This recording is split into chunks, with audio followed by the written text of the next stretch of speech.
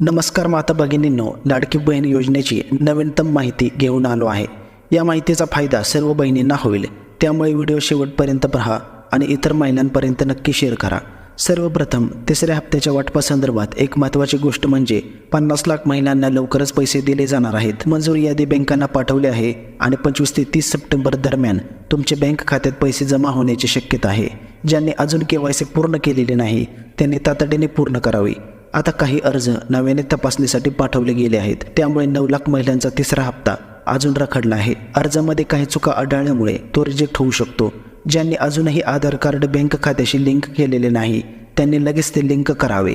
हे काम सहज होण्यासाठी जवळच्या पोस्ट ऑफिसमध्ये इंडियन पोस्ट पेमेंट बँकचे अकाउंट उघडा, जे 24 तासात आधार लिंक करून पैसे जमा करेल। सर्वांनी या महत्त्वाच्या अपडेट लक्षात ठेवा।